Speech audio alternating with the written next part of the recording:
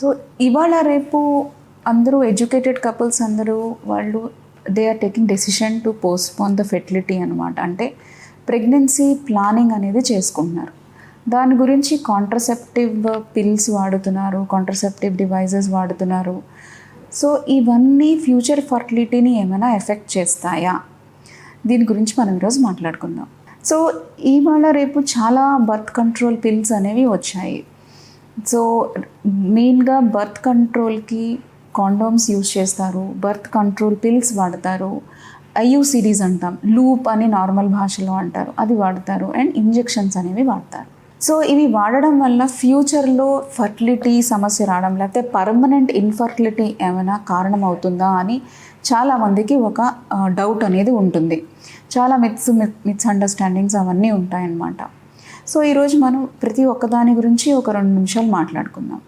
So first coming to oral contraceptive pills. చాలా కామన్గా వాడేది, చాలా ఓవర్ ద కౌంటర్ దొరికేది కూడా ఓరల్ కాంట్రసెప్టివ్ పిల్స్. ఇవి ఎవ్రీ మంత్ పర్ డే 1 పిల్ చొప్పున తీసుకుంటూ ఉంటారు. దీనివల్ల ఏమవుతుంది అంటే ప్రెగ్నెన్సీ అంటే ఓవ్యులేషన్, ఎగ్ అనేది పెరగకుండా ఉండడం వల్ల ప్రెగ్నెన్సీ రాదు అనమాట. సో కాకపోతే ఇవి ఆపేసిన వెంటనే ఓవ్యులేషన్ అనేది జరుగుతుంది. యాక్చువల్లీ రీబౌండ్ ఓవ్యులేషన్ అనేది జరుగుతుంది అనమాట. సో ఒకసారి కాంట్రసెప్టివ్ పిల్ తీసుకుని అది ఆపేయంగానే మళ్ళీ నార్మల్ ఫర్టిలిటీ స్టేటస్కి ఆ కపుల్ అనేవాళ్ళు వచ్చేస్తారు. సో ఓసీ పిల్స్ అనేవి చాలా safe form of contraception and వాటి ద్వారా మళ్ళీ ఆపేసిన వెంటనే ఫర్టిలిటీ అనేది రీగెయిన్ అవ్వడం అనేది వెరీ వెరీ కామన్ అనమాట. సెకండ్ థింగ్ ఏంటి అంటే ఇంట్రాయూట్రైన్ కాంట్రసెప్టివ్ డివైజెస్. ఇవి లూప్స్ అని అంటారు. ఇవి గర్భాశయంలో పెడతారు. ఇవి యూజువల్గా ఫస్ట్ ప్రెగ్నెన్సీకి సెకండ్ ప్రెగ్నెన్సీకి మధ్యలో వాడతారు, అంటే స్పేసింగ్ ఆఫ్ బర్త్స్ ఇవి వాడతారు. ఇవి కూడా లూప్ అనేది బయటకి తీసేయంగానే వాళ్ళ ఫర్టిలిటీ ఎఫెక్ట్ అనేది మళ్ళీ రీగెయిన్ అవుతుంది.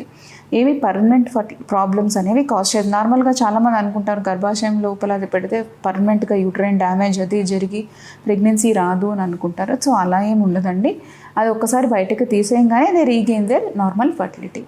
నెక్స్ట్ ఇంజెక్టబుల్ కాంట్రసెప్టివ్స్, అంటే ఇంజెక్షన్స్ అనేవి తీసుకుంటారు. కొన్ని 1 మంత్కి ఒకసారి, కొన్ని 3 మంత్స్కి ఒకసారి, అలా ఇంజెక్షన్స్ అనేవి ఉంటాయన్నమాట.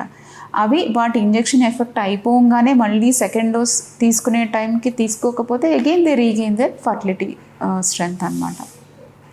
సో కొంతమందికి ఇవి తీసుకున్నాక ఇన్ఫర్టిలిటీ సమస్య అనేది కనబడుతుంది. ప్రెగ్నెన్సీ రావడంలో డిఫికల్టీ కనబడుతుంది.